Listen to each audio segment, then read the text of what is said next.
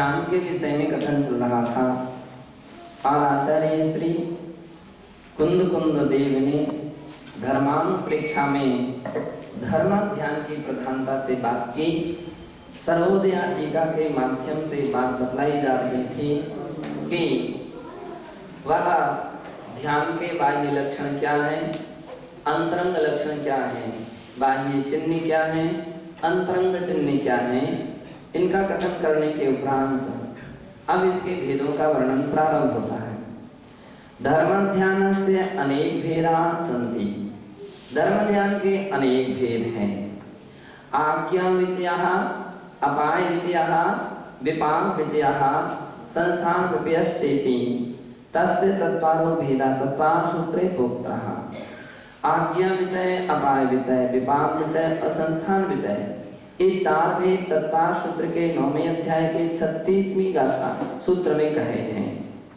तत्वानुशासने तस्य मुख्य उपचारेति भेदात् निश्चय व्यवहार भेदात् वा द्विविधत्वम्। तत्वानुशासन में उसके मुख्य और उपचार के भेद से अथवा निश्चय और व्यवहार के भेद से दो प्रकार के भेद कहे हैं। उत्कृष्ट मध्यम जघन्येति भेदात् त्रिविधत्वं से निरूपितम्। तथा उस धर्म ध्यान के उत्कृष्ट, मध्यम और जघन्य इस प्रकार से तीन प्रकार के भेदों का भी निरूपण है।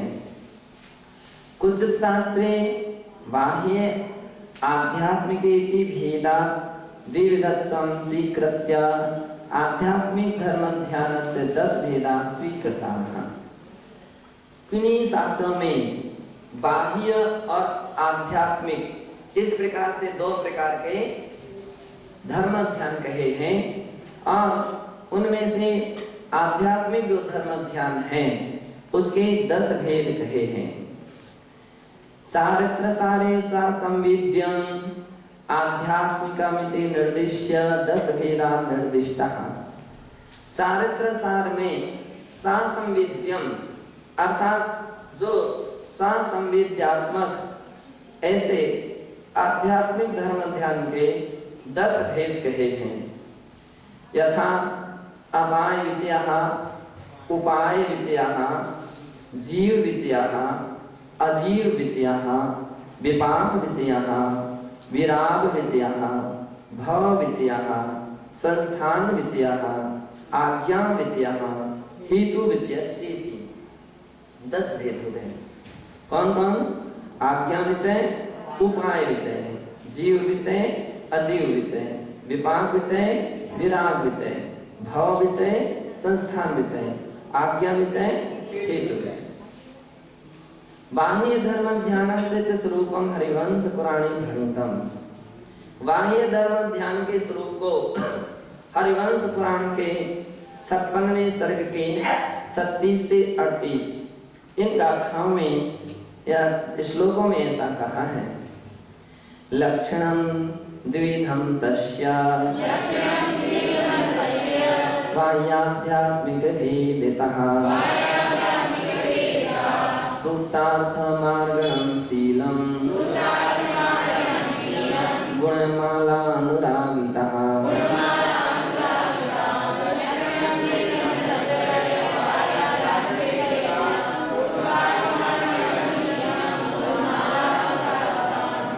बतला रहे हैं लक्षणम द्विविधम तस्य, इसके बाह्य धर्म ध्यान के जो लक्षण हैं और 2 प्रकार से कहे हैं।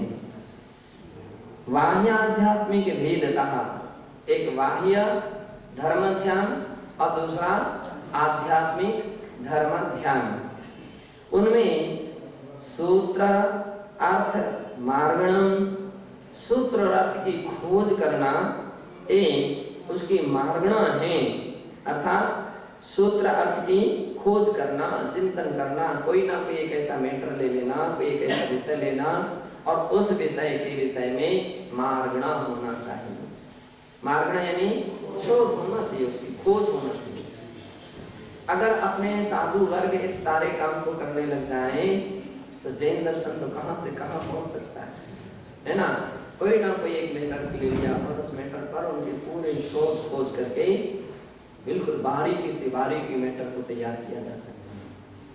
शोध अपन यद्यपि ये देख रहे हैं कि पुराने समय से आज के समय का प्रतिशत काफी मात्रा में बढ़ा हुआ है, ये तो है, लेकिन और भी बढ़ना चाहिए, हैं? इसमें कभी ब्रेक नहीं होना चाहिए। अभी हमको कोई व्यक्ति एक बार आए थे, उन्होंने तत्वार सूत्र में कितने सूत्र हैं? इतने सूत्र हैं। तत्वार सूत्र में कितनी बार च शब्द का प्रयोग हुआ है? तत्वार सूत्र में कितनी बार मान लीजिए इस प्रकार के अलग अलग च शब्द का, या शब्द का, ता शब्द का, पा शब्द का, कुछ तो है व्यक्ति अपने दिमाग बैठे बैठे तो कुछ ना कुछ तो कर रहा है। तो ऐसे शोधात्मक खोजात्मक। अब कभी व्यक्ति ऐसा हो सकता तत्वार सूत्र का तुलनात्मक विषय अन्य किसी ग्रंथों में कहाँ कहाँ बन रहा है।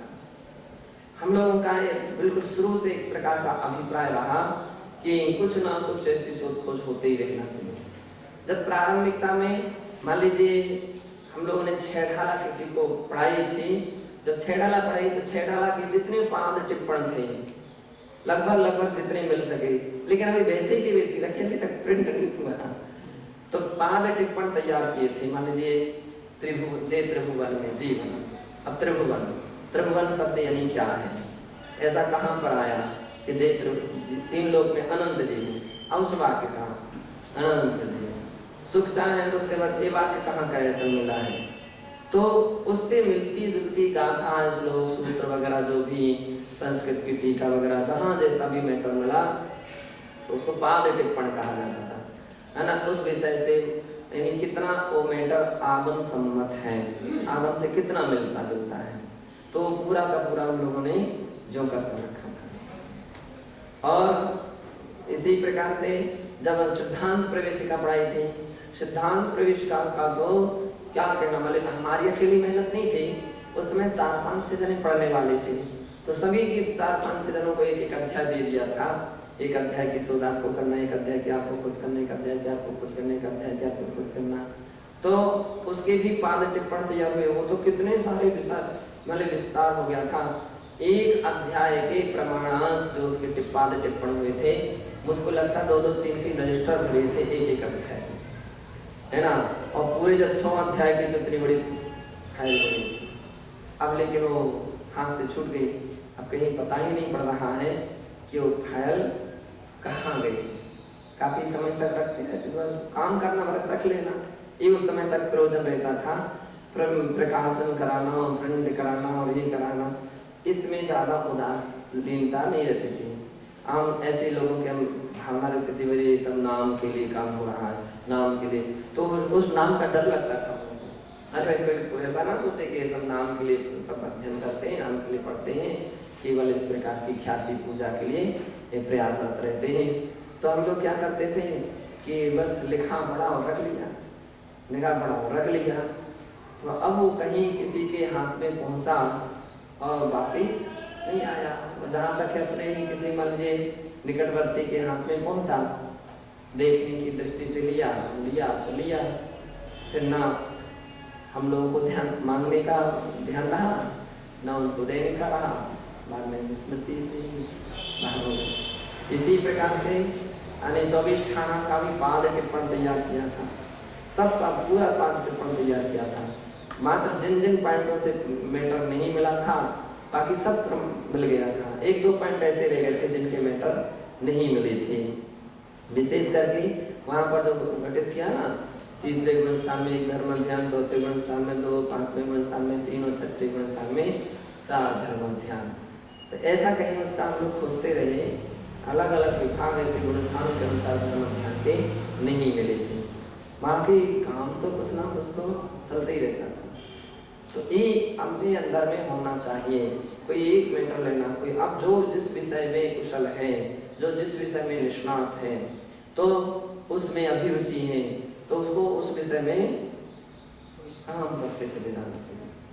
तो अगर ऐसा अगर सभी लोगों ने प्रयास कर लिया, खोज कर लिया, तो कहाँ से कहाँ अपना आगम को अपन लोग सुंदर व्यवस्थित कर सकते हैं। यहाँ तक कि क्या गृहस्थ श्रावक के योग्य भी बहुत सारे काम, आजकल कंप्यूटर युग है, आप देखिए दूसरे लोग कितने इसके काम में व्यवस्थित रखते हैं।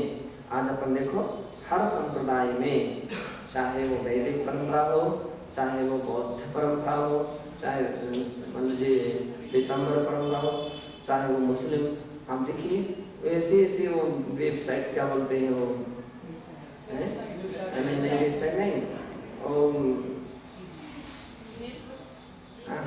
मतलब इस प्रकार के वे सामग्री तैयार करके रखी है कि अगर उनको कुछ देखना है कि अणुव्रत शब्द कहाँ आया है, एक बटन चटकाएंगे अणुव्रत पूरे ग्रंथ में कितनी बार आया है, तो उसमें आ जाएगा 25 बार आया, 50 बार आया, 100 बार आया, 150 बार आया, 200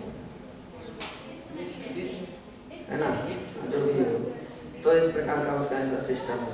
तो इतना मैंने मेंटल सेटिंग किया, उनको देखना है कि मान लीजिए कोई भी गति शब्द कितनी बार आया, गति शब्द कितनी बार आया, लोक शब्द कितनी बार आया, लोक शब्द इतनी बार आया। इतना हम लोग कितना मेहनत करके प्रयास किया होगा कि उसके अंदर में सब मैटर तो चढ़ाया होगा, तो मेहनत किया होगी। और ये सब एक बार किसी ने मेहनत कर ली, हमेशा के लिए फुर्सत है। तो इस शोधात्मक हम लोगों ने एक और प्रयास किया था तीर्थंकरों के विषय में। तो तीर्थंकरों के विषय में परिचय क्षुल्लक अवस्था से ही शुरू था। तो सबसे पहले क्षुल्लक अवस्था में तीर्थंकरों का परिचय, तो तीर्थंकरों का परिचय अधिक से अधिक कितना मिल सकता, तो एक एक तीर्थंकरों के विषय में लगभग 200 क्वेश्चन तैयार किए गए थे। तो अपना जो तीर्थंकर दर्पण जो पुस्तक है, तीर्थंकर दर्शन, दिव्य दर्शन, तीर्थंकर दिव्य दर्शन एक शोधात्मक वस्तु है ना, शोधात्मक। तो इसी प्रकार कहीं ना कहीं किसी न किसी विषय को लेकर के अपनी अपन को मेहनत करना चाहिए, शोध करना चाहिए, खोज करना चाहिए। तो अपनी जो अपना पढ़ाई लिखाई चलती है वो तो चलती रहती है, इसमें कहीं हमको डिस्टर्ब नहीं रहता था। और इसके अलावा जो अपना समय रहता था उस समय का उपयोग इस रूप में किया करते थे। जब हम प्रारंभिकता में थे तो प्रारंभिक दशा में तो कुछ नहीं होता था। प्रारंभिक दशा में तो क्या रहता था, डायरी लिखने में ही हमारा पूरा समय उसी में चला जाता था। प्रतिदिन की नित्य डायरी लिखी जाती थी, तो रोज रोज विचार डायरियाँ। तो अब क्या लिखें, तो बहुत सारा समय तो इस विषय में जाता था, सोच विचार में जाता था ये क्या लिखें, क्योंकि महाराज का सीधा आज्ञा थी ये सब ना पूछ सकते हो ना कोई बतलाए इस विषय में। अब कोई बतलाएगा नहीं, ना पूछ सकते, ना हम लोगों ने कहीं किसी की डायरियाँ देखी कि डायरियाँ कैसी लिखी जाती हैं। तो हम लिखते थे जैसा बनता था। तो 1 आध साल की तो वैसे ही खराब हो गई होगी, तो 2-3 साल की डायरियों का वो लगभग 3 वर्ष की डायरियों का, 3 या 2 वर्ष की डायरियों का चैतन्य चिंतन वो मैटर। फिर महाराज ने जब देखा हाँ ये बिल्कुल बहुत सही है, फिर बाद में फिर उसको उठा। और 1 साल की डायरी थी, उसमें भावों के विशुद्ध क्षण। फिर अब उसमें और प्रोग्रेस हुई, तो पहले गद्य में लिखते थे, फिर उसमें पद्य में लिखी गई। तो भावों के विशुद्ध क्षण और मुक्तिकांजलि, एक पद्यात्मक वो डायरी ही है एक प्रकार की, है ना। तो फिर यहाँ से प्रारंभ हुआ। फिर इसके उपरांत शोधात्मक विषयों पर आ गए। प्रद्युमन हरण एक नाटक लिखा था। प्रद्युमन हरण नाटक ऐसा था कि वो जब हम लोग साहगढ़ में थे तो परम जिन मुनि संघ की स्थापना की, तो बच्चों के लिए कुछ ना कुछ तो सीखना चाहिए। तो नाटक यहाँ वहाँ के वो सब लोग करते थे। मैंने कहा इतना सुंदर प्रद्युमन हरण है अपना, उसके ऊपर कुछ होना चाहिए। तो फिर बहुत अच्छा, फिर उन्होंने मंचन किया, नाटक तैयार हुआ। मुनि अवस्था में पहला यानी टीकमगढ़ का छात्रावास नैतिक कथा अनुसार। तो इस प्रकार से मतलब कोई ना कोई मेटर अपने होते रहना चाहिए। तो शोधात्मक मेटर होता है, खोजात्मक होता है। जो यहाँ का छात्रावास हुआ था जयपुर का, उस समय देव दर्शन विधि और व्यसन विचार एक पुस्तक प्रारंभ। फिर इस तरह से उसको बढ़ते बढ़ते जैनेन्द्र दर्शन, जैनेन्द्र पूजन, ये बीना के छात्रावास में। यानी कहने का तात्पर्य है यदि सभी लोग ऐसा कुछ प्रयास करते जाए, अब कितने किस्म के कलेक्शन भी हो सकता है, जो अपने शास्त्र के अनुसार मैटर मेल खाता है।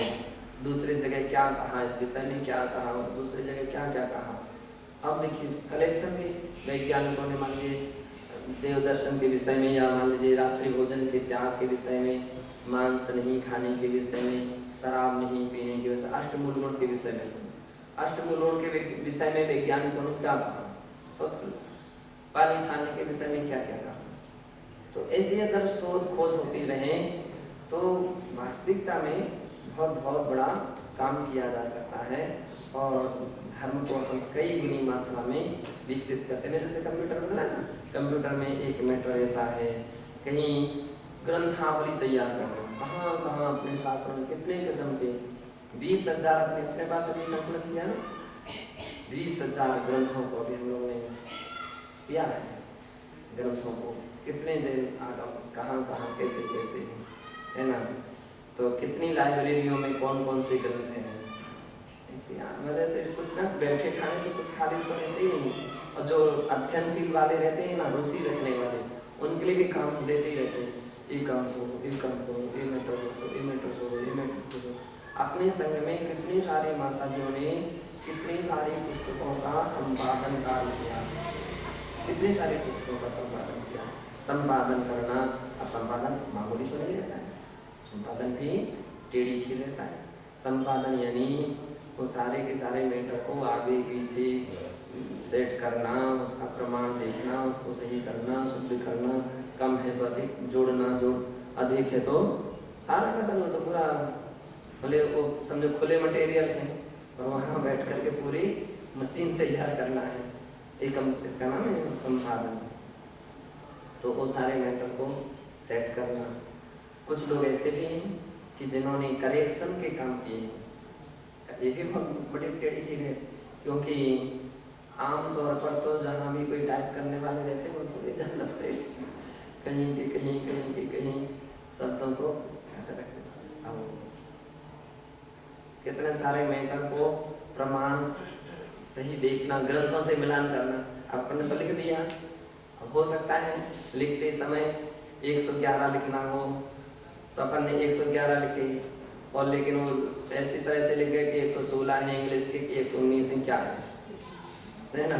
तो अपन को सोचने में फिर से मिलान करो। तो मतलब इस प्रकार की रुचि अगर सभी में बनी रहे, ऐसा तो हम लोगों को अच्छा लगता है कि फिर भी अन्य साधनों की अपेक्षा से तो बहुत बहुत अच्छे हैं, कि जो इस कार्य में कुछ ना कुछ कार्यों में तो लगे तो हैं, है ना। खाली जिनका समय व्यतीत हो रहा, खाओ पियो आराम से, अरे उनके अपेक्षा से कुछ है ना। ये भी अच्छी बात है कि पढ़ने की अपनी यहाँ रुचि है। परीक्षा तो एक माध्यम है, परीक्षा क्या है, एक माध्यम है, लेकिन परीक्षा के माध्यम से व्यक्ति क्या कर रहा है, अपना अध्ययन कर रहा है। उस निमित्त से उसकी पढ़ाई होती है। अगर परीक्षा ना हो ना तो विषय उतना मजबूत नहीं हो सकता है। परीक्षा के निमित्त से कंप्लीट पढ़ाई होती है। जब हम लोग एक बार बहुत पहले सोचे कि परीक्षा तो महत्वपूर्ण है, परीक्षा तो होती ही रहना चाहिए। हम लोग भी जब इस संघ में थे तो संघ में ग्रंथों की तो परीक्षा नहीं हुई कभी। संघ में ये होता था, एक सप्ताह चलता था। तो सप्ताह में क्या रहता था कि साप्ताहिक एक 3-4-5 महाराज थे हम लोग, तो उनकी एक मीटिंग जैसी चलती थी। मीटिंग का हो या सभा हो, कुछ भी हो, तो हम लोग आपस में बैठ करके, जैसे महाराज देते थे अहिंसा शब्द दिया, अहिंसा के विषय में आपको कितने सूत्र याद हैं, क्या क्या तैयार कर सकते हो। तो अहिंसा के विषय में तो बाकी प्रवचन नहीं होंगे, लेकिन सूत्र गाथा श्लोक बस इतनी बोली जा सकती है। तो बहुत सारी कहानी तो कहानी का नाम अकेला बोला, कहानी नहीं सुनाई जाएगी। तो समय को ध्यान में रखते हुए तो बस एक महाराज रजिस्टर रखते थे और एक महाराज मतलब कितने पॉइंट, उस पॉइंट पर नंबर दिए जाते थे। नंबर के मतलब प्रोत्साहन दिया जाता था। तो उसमें अहिंसा का दिमाग तत्काल तो हम स्कूल से निकल के आए थे, और उस समय युगल सागर जी वो दूसरी से आए थे। हम लोग थे तो हम लोग का अच्छा सबसे अधिक नंबर रहते थे। तो पॉइंट लिखा था स्कूल के सर्वार्थ सिद्धि, कहीं पुरुषार्थ सिद्धि पाए, कहीं तत्प्राप्ति, कहीं रत्न, बस इतनी भी अधिक रहते थे। और इन सब बातों के लिए जब स्वाध्याय होता था तो एक डायरी पेन भी रखते थे। तो जैसे मूलाचार का या भगवती ग्रंथ शास्त्र का स्वाध्याय चल रहा है, तो उस मौके पर जैसे कुछ भी निकला, धर्म ध्यान 10 प्रकार के, धर्म ध्यान 4 प्रकार के, धर्म ध्यान 3 प्रकार के, 2 प्रकार का, तो 2 प्रकार, तो ऐसा याद रखते थे। अब उनको रिवीजन करते रहते थे। तो जब वो मान लीजिए जैसे कभी अहिंसा का मैटर निकला, और हम लोगों को पहले से आइडिया रहता ही था कि अगला सप्ताह अहिंसा का रहेगा, अहिंसा के विषय में कितना मैटर हम लोग याद कर सकते हैं, कितना कलेक्शन कर सकते हैं, तो वो लिखे जाते थे। फिर कहीं सत्य दिया, कहीं चौरी दिया, कहीं ब्रह्मचर्य दिया, जो भी महाराज मैटर देते थे उसके ऊपर। तो मान लीजिए वो श्रृंखला बहुत अच्छी रही। धीरे धीरे पढ़ाई की परंपरा शुरू हुई, और पढ़ाई के माध्यम से आज जितने भी लोग अपने यहाँ से निकले हुए हैं, चाहे वो संघ में हो चाहे संघ से बाहर हैं, वो जो पढ़ाई हुई है वो ठोस हुई है। प्रणाम, जो अपना प्रणाम सागर जी महाराज के विषय में बोला है, प्रणाम सागर जी इस बात के लिए हमेशा याद करते हैं कि जब हम संघ में रहे थे तो जो पढ़ाई हमारी संघ में हुई थी वो भी आज तक हमारे पास वैसी पढ़ाई नहीं होती, क्योंकि लगातार बोले हम उसी में लगे रहते थे। और स्वाभाविक है, हर व्यक्ति की अवधारणा तो रहती है कि हमारे नंबर कहीं कम ना हो जाए। अभी तो उस नंबर को हम ओपन में लाना चाहते हैं। उनका आपको चार्ट बनाने के लिए दिया था, अभी तक दिखाया नहीं है, लेकिन वो दिखाए। अब हम प्रिंट में उसमें आएंगे विरागवाणी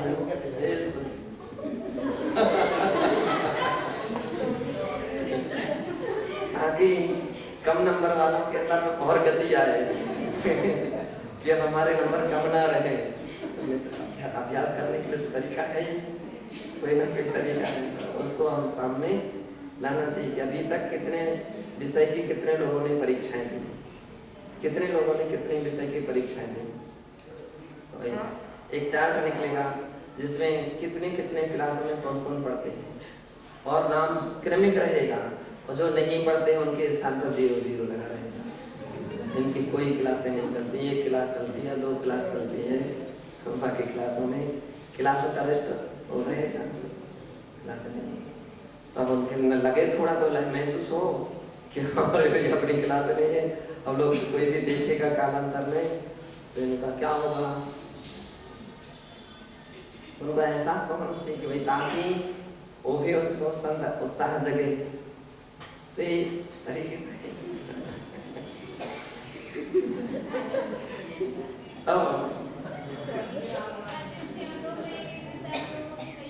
यहाँ पर ये कहना चाहते हैं, नहीं उसमें ये भी लिखा जाएगा इनकी फर्स्ट बार परीक्षा का नंबर है, इनकी सेकंड बार परीक्षा हुई, इनकी थर्ड बार परीक्षा हुई, 4 बार।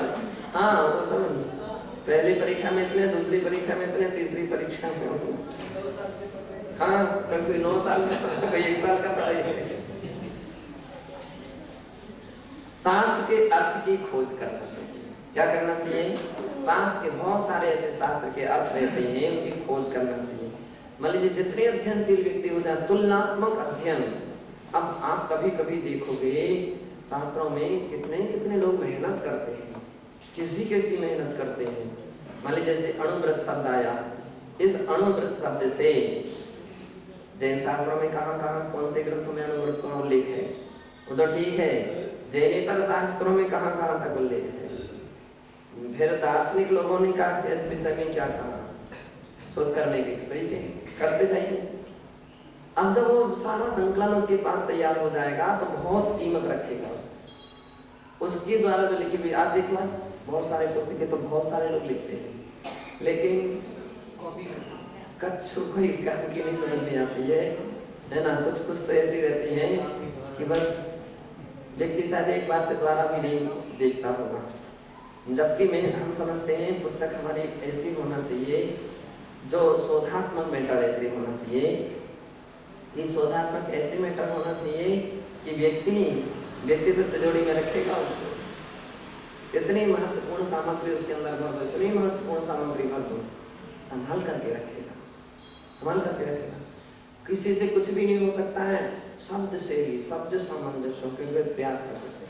बोले तरुण सागर जी आप कौन से, सागर जी कौन कौन से हैं? अब इन लोगों के अंदर मेहनत इनकी है, मेहनत तो किया। एक कहाँ जाए कि नई पुरानी परंपरा से या पुराने लोगों की अपेक्षा से एक नई विधा का सृजन किया कि शब्दों को सामंजस्य कैसे सेटिंग करना। अपने संग विशुद्ध सागर जी महाराज की आध्यात्मिक शैली अपने आप में एक अनूठी शैली आई, एक नई शैली आई है, नई उपलब्धि। तो इस तरीके हैं कि हर विद्या में किसी ना किसी को एक अपनी छवि बना लेना चाहिए, अपना अपना एक नया स्तर बनाना चाहिए। हाँ, इस दिशा में कुशल किया है इन्होंने, एक काम बहुत अपने आप में महत्वपूर्ण किया है या इनकी इस प्रकार की। तो ऐसे कार्य अगर जिसकी दृष्टि में आ जाते हैं, विचार में आ जाते हैं, तो निश्चित है उसका धर्म ध्यान ही चलता रहेगा। बिल्कुल। अब उसको पूछो खाली समय है क्या, कहाँ खाली समय है? वो बोलेगा हमको तो श्वास लेने के लिए भी समय नहीं ऐसा कहेगा। फिर तो आप तो बात करने के लिए, वो चर्चा करने के लिए बोल रहे हो, उसको बैठने के लिए भी फुर्सत नहीं है ना। अब उसका देखो अखंड धर्म ध्यान मानो, शोधात्मक काम चल रहे, खोजात्मक काम चल रहे, अखंड धर्म ध्यान है। कोई ना कोई ऐसे कार्य अपने संग में से विवर्धन सागर जी भी ऐसा नहीं है, कितने सारे अच्छे काम करते हैं। तो ये भी संघ व्यवस्था में समर्पण कार्य व्यवस्थित तरीके से आप देख लीजिए कब किस संघ का कब पत्र आया, कब यहाँ से उत्तर गया, डेट बाई डेट, कितने लोगों के प्रायश्चित मंगाए, कितने लोगों ने पूरे चार्ट बने बनाए मिलेंगे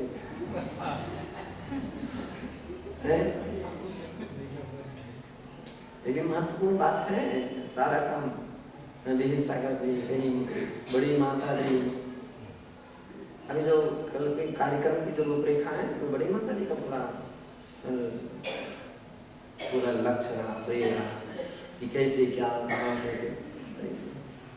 तो कहने का अर्थ है कि ऐसे अगर शास्त्रों के अर्थ में या उसको विकसित करने में, उसको प्रचार में लाने में जिनका प्रयोजन रहता, लक्ष्य रहता है, वो धर्म ध्यान माना गया, धर्म ध्यान का लक्ष्य है। और क्या कहते हैं? सूत्रार्थ, सूत्र के अर्थ का, शास्त्र के अर्थ की। और शीलम, शील व्रत का पालन करना। शील व्रत का अर्थ होता है संयम की, व्रतों के जो रक्षक हैं उसका नाम क्या है? शील। शील को दूसरी अर्थ में आज की भाषा में अपन क्या बोलते हैं? बाउंड्री है, बाउंड्री वाल या वायर बाउंड्री, कहीं सीधा सीधा अपने बाड़ी है ऐसा लगा देते हैं। तो ये क्या है? एक प्रकार की शील की, धर्म व्रतों की रक्षक। अब जो शील व्रत में कुशल है उसके व्रत भी सही रहेंगे, हैं? जो शील व्रत की रक्षा में लगा तो उसके व्रतों से पहले रक्षित हो रहे हैं। तो रक्षा के रक्षक मान लीजिए, रक्षक के रक्षक में जो जुट गया है शील व्रत। और गुण माला अनुरागिता, गुणों के समूह में जो अनुराग रखने वाला है, गुण समूह में अनुराग रखने वाला है, एक दूसरे के गुणों को देख करके आनंद विभोर होता है, एक दूसरे के गुणों को पा करके आनंदित होता है। अब उस व्यक्ति से बोलो कि तुमको गृहस्थों से बात करने की फुर्सत, बोले कहाँ? उसको जो कुछ भी समय मिलता तो गुणानुराग गुणवान व्यक्तियों के पास पहुंचता है। फुर्सत उनको मिलती है जिनका गुणाधिक है ना, उनके प्रति क्या नाम से प्रमोद भाव नहीं है। उसकी कीमत जिसकी दृष्टि में नहीं है वो बच्चों की कीमत करेगा। कौन बच्चों की संगति करता है? आप आम दृष्टि से देख लीजिए कि बच्चों की संगति में वो अधिक चतुर रहते हैं, उनके अधिक सफलता प्रयास रहते हैं जिनकी गुण समूह में या गुणाधिक्य लोगों में उनकी खोज नहीं रहती, तो उनके प्रति प्रमोद भाव नहीं रहता है। तो अब उनके लिए अब कोई ना कोई तो चाहिए, तो बड़े लोगों से तो नहीं तो छोटे ही सही, उसी में भी अपना मन बहलाते रहते हैं। जबकि आमतौर पर तो इतने लगे रहना चाहिए कि अपन फुर्सत होना ही नहीं चाहिए, और जैसे तैसे समय मिले प्रमोद भाव होना चाहिए गुणाधिक लोगों में। कैसे होना चाहिए? गुणी सुख प्रमोदन हैं, प्रमोदभाव हो ये तो पक्का है कि व्यक्ति खा ले एकदम परेशान हो जाएगा। तो कुछ समय ऐसा भी होना चाहिए, खुशी में प्रसन्नता में समय निकलना चाहिए, है ना। तो चर्चाओं में भी समय निकलना चाहिए, तो बिल्कुल सही है। लेकिन किस में हो? गुणाधिक्य में।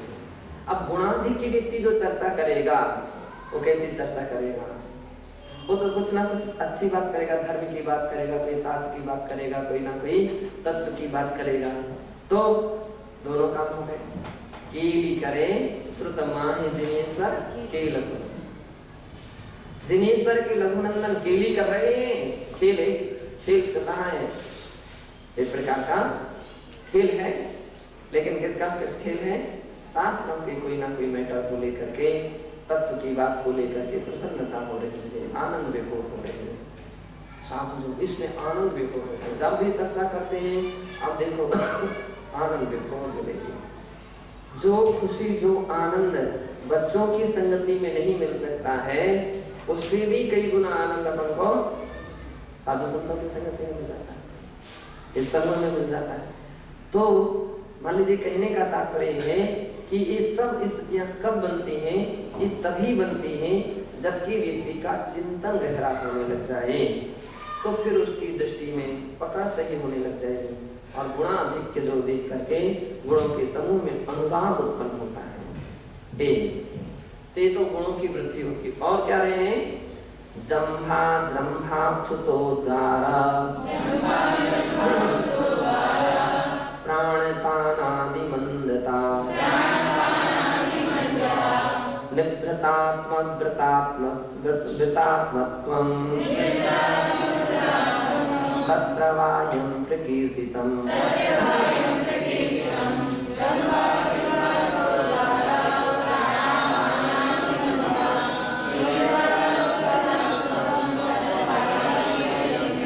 अब देखिए धर्म ध्यान के लक्षण कहे। अब धर्म ध्यान के लक्षण में क्या बाधाएं हैं, कौन कौन सी बाधाएं हैं, यानी कुलक्षण क्या है कि जिसके कारण से धर्म ध्यान नहीं हो सकता है व्यक्ति का। तो पहला बताया जम्भा, है ना, जमाई ले रहे हैं बैठे बैठे हैं, तो जम्हाई लेना।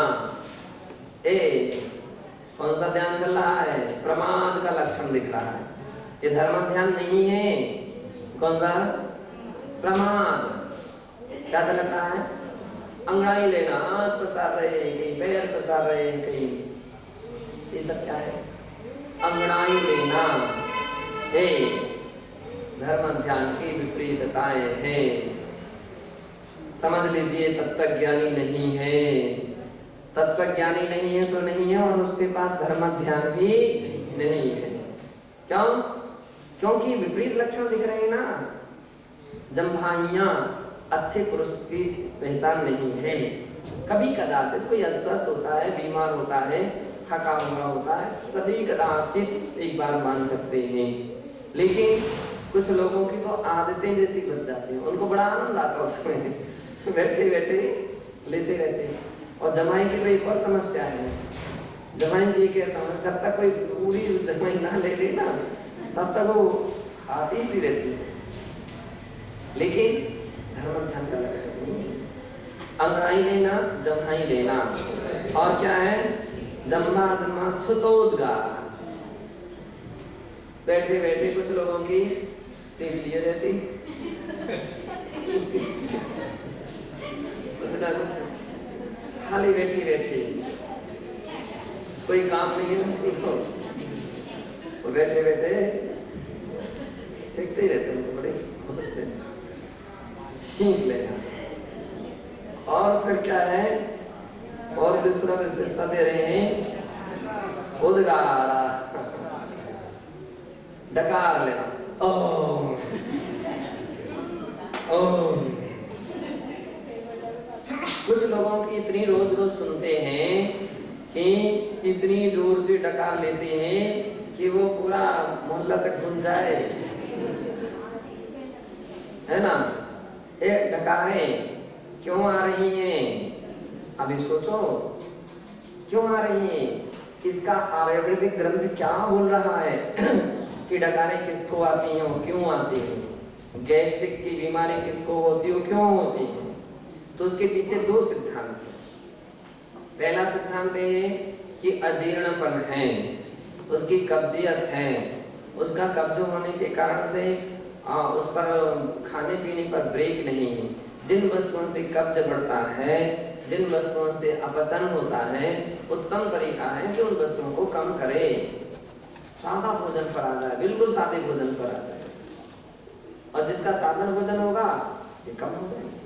तला हुआ, चटपटा, मसालेदार, खटाई, मिर्ची, ये जो समस्याएं हैं ये क्या होती हैं, कहीं कचौड़ी, कहीं पकौड़ी, कहीं गुलाब जामुन, कहीं जलेबी, है ना।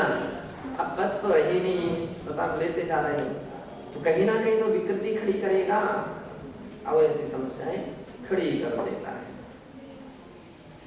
कहीं 2 नंबर जाना, 1 बार जाए, 2 बार गए, 3 बार गए, पूरा एक ही काम, एक ही धंधा है। उनको कोई संकोचन भी तक नहीं लगता है कुछ लोगों को, तो भाई ऐसी सामग्री मत लो। और दूसरी बात, लो कोई परेशानी नहीं, खूब लो और इससे भी अधिक ले लीजिए, लेकिन उतनी तपस्या भी कर लीजिए, उतनी मेहनत, उतना परिश्रम करना चाहिए। क्या होना चाहिए, उतना परिश्रम भी होना चाहिए। अब परिश्रम के नाम पर भी कुछ नहीं होता, खाते और सो जाते हो, खाए और सोए, है ना कुछ याद करना, ना कुछ पढ़ना, ना कुछ परिक्रमा लगाना, ना कोई मंदिर जाना, ना कोई दूर जाना, नहीं होता। अभी कुछ, अब तो आखिर में जो भोजन है वो रखा क्या करेगा, कहीं ना कहीं तो अपना असर डालेगा। या तो पचाने की शक्ति रखो, है ना, तो उतना परिश्रम होना चाहिए तो बच सकता है, और अन्यथा वस्तु में ब्रेक रखो, दोनों में से कुछ ना कुछ होना चाहिए तो डकारें कम आ सकती हैं। और क्या दिया है, प्राणापानादि मंदता, श्वासोश्वास में मंदता होना। क्या बता रहे हैं, मंदता होना। अब इनको सबको ध्यान रखना, अंगड़ाई नहीं आना, सभी में मंदता सब जोड़ देना। अंगड़ाई में मंदता, जम्हाई में मंदता, छींक में मंदता, डकार में मंदता, श्वासोश्वास मंदता। अब जिसकी श्वास, अब उसकी श्वास चल रही है उसकी, अब उसको तो ध्यान करो आत्मा का, पूरा ध्यान तो उसका श्वास में जा रहा है, पूरा श्वास में जा रहा है। और जिनको सांस की बीमारी होती है उनसे पूछ लो कि हालत कैसे हो जाती है, एक एक सांस लेना निकालने में भी वे भी परेशान हो जाते हैं, है ना। लेकिन अब समस्या है, कुछ तो बीमारी है तो बात अलग है, लेकिन जितना संभव हो सके कि भाई ऐसा सब क्यों होता है, क्या कारण है, इनका अगर अपन कुछ विचार करें तो फिर व्यक्ति ऐसी स्थिति से संभल सकता है। मंदता होना, और क्या होना है, निभृतात्मक प्रदात्मत्वं, शरीर को निश्चल रखना, शरीर को निश्चल, शरीर का चंचल, ऐसे बैठे जैसे बंदर की तरह, बंदर जो रहता है स्थिर नहीं रहता है, बंदर की चंचलता उसके शरीर पर झलकती है जब भी देखिए। इसलिए चंचल प्रकृतियों में प्रसिद्ध माना गया कौन, बंदर। कभी यहाँ देखेगा, कभी वहाँ देखेगा, कभी ऐसा देखेगा, कभी उसकी आंखें ऐसी चलेंगी, वैसे चलेंगी, हाथ यहाँ जाएगा, वहाँ जाएगी, पैर वहाँ जाएगी, तो चंचल प्रवृत्तियाँ। अब उस व्यक्ति से तुमको धर्म ध्यान तो क्या स्वाध्याय तक नहीं हो पाएगा, उसका तो क्लास भी स्थिरता से नहीं बैठ पाएंगे। अब देखो किसी की बैठक अगर देखना है तो कौन किस तरह से बैठता है, फिर टेढ़े बैठेंगे, फिर ऐसे बैठेंगे, फिर वैसे बैठेंगे, फिर वैसे बैठेंगे, तो आचार्य कहते नहीं, धर्म ध्यान का एक पहचान है कि शरीर की निश्चलता रखना चाहिए। शरीर कैसा होना चाहिए, निश्चल होना चाहिए। और क्या करें, आत्मा को व्रतों से युक्त करना। क्या बता रहे हैं, निर्भ्रांता व्रतात्मत्वम, आत्मा को व्रतों से संयुक्त रखना। अपने कोई ना कोई व्रत है। इस दिशा में भी अपना गौरव तो है संघ की, कुछ कुछ तो अच्छी बातें हैं, हम कुछ नहीं बहुत कुछ अच्छी बातें हैं, कोई ना कोई किसी ना किसी के कोई ना कोई व्रत चल रहे हैं। हम मतलब ऐसे तपस्वी साधु हैं, तपस्या करते हैं, तपस्या करते हैं, व्रतों का पालन करते हैं और इतनी सब क्रिया होने पर भी क्रिया में कोई शिथिलता नहीं। दूसरे लोगों को तो बहुत बड़ी शिक्षा लेना चाहिए कि रोज आहार करो, बहुत अच्छी बात है, लेकिन क्रिया तो सही करना होना चाहिए, टाइम टेबल तो बिल्कुल सही होना चाहिए। तो ये व्रतों से युक्त होना ये धर्म ध्यान के वाही लक्षण है। आध्यात्मिक धर्म ध्यान के अपाय विचय आदि भेद है, चिंतनात्मक होता है, ये सब बाह्य लक्षण है, ऐसा वहां पर कहा। दसधा आध्यात्मिकम धर्म मपाय विचयादिकम, अपाय विचयादि ये 10 प्रकार का धर्म ध्यान है। तत्रैव पुराणे आभ्यंतर धर्म ध्यान से पूर्वोक्ता अपाय विचयादिका 10 वेदाश्च निर्दिष्टाः। और उस ही यानी हरिवंश पुराण के अंदर में, पुराण भी कितनी महत्वपूर्ण ग्रंथ है। लोग बोलते कथा कहानी कथा कहानी कथा कहानी, अरे कथा कहानी के साथ साथ सिद्धांत कितना भरा है, धर्म ध्यान कितनी गहरी बातें हमको कहीं दूसरी जगह देखना नहीं मिल पाती तो इसमें अच्छी बातें हैं। तो उसी ग्रंथ के 56वें अधिकार के 38 से 50वें या 38 और 50वें श्लोक में आभ्यंतर धर्म ध्यान के अपाय विषय आदि जो 10 भेद हैं उनका निर्देश किया है। इसको अपन आगे